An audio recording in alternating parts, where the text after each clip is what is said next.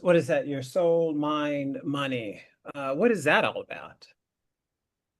So that is really my journey in really being able to now teach that and help business leaders and high-minded producers work through that process of being able to get in alignment with what is it that you really want and what is the mindset that you need to be, to get behind that, and how do we fund that. Like I said, I think that business is a result, not a reason.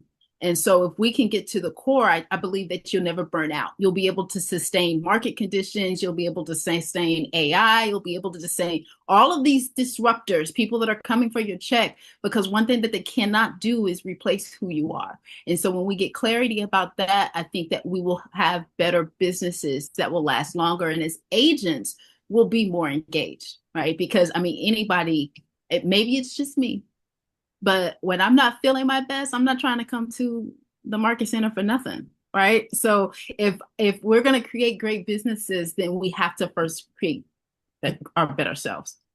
And show up big for you Yep. before we can do it for anyone else. I love that. So talk to me about, because I know it's also important for you, because I think as I'm on the downhill slide of my journey in this amazing business and opportunity, um, I tell folks my big why right now is respected legacy. Legacy, I know is important to you, right? Talk to me. Tell me about that. What does that look like? So when Juneteenth just recently passed in Houston, I went to go to an arts collective, and she wanted everybody to ask and write the answer to this question. And she said, "What kind of ancestor do you dream to be?" And I thought about that and really just how do we choose to be remembered?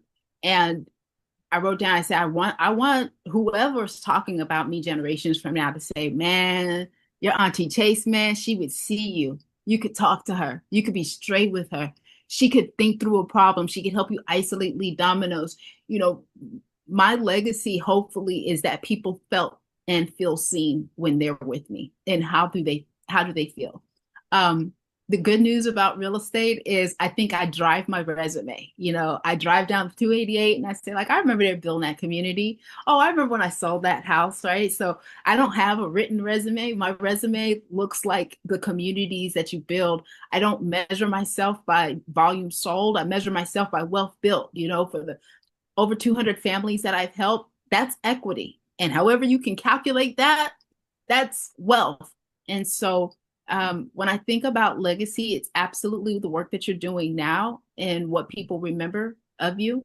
There's a song called "Forever Young" that as long as people continue to say your name, you'll stay alive forever. So uh, that's what I got. Well, yeah, you broke up there, but I feel you, and I completely agree.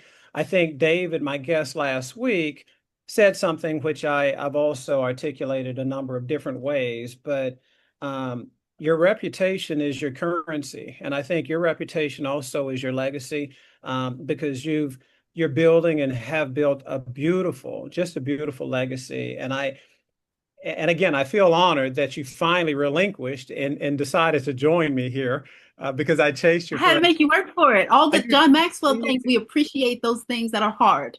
that is no bullcorn. And so thank you for that. Now, I also know that because I think in this industry, if we're not taking care of us, then how in the world can we take care of others, right? I think you just finished your first 5K, right?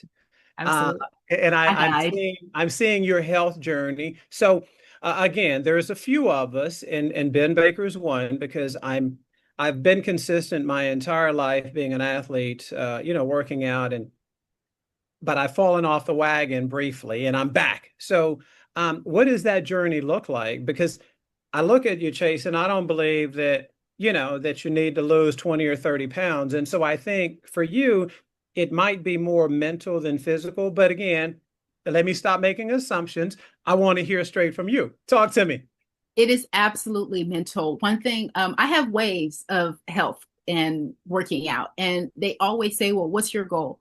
And it's the same, to prove to myself I can do hard things. And to me, that is just movement, it's just showing up. I think that a lot of times we only want to be the expert. We never want to be the novice, even with the run club and the 5K, and everybody was like, how did you do? I did it. I set a baseline.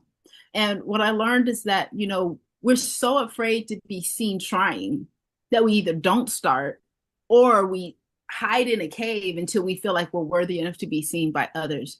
My process in running, and I, I use ran a 5K loosely. I walked a 5K. Okay. And I nearly passed out afterwards, right?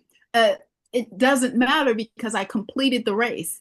And so when I think about any kind of transformation that you're going through, whether it's physical transformation or something in your business or what storytelling, whatever it is that you're working on, showing up, that is the race. That is the race. Because I definitely could have stayed in bed, right? We started running at 7 a.m. I could have hit snooze on Saturday and said, I don't want to do that. And so we'll see where it goes. You guys are seeing me at the very early of what it looks like. I haven't been running since high school. Even my coach was like, I remember when you first started. And I was like, well, I'm back at that first start because it's 20 years later and I haven't done anything since my last day at high school track. So, you just got to start where you are and be okay being last. Yeah. Well, and I think just being vulnerable is okay.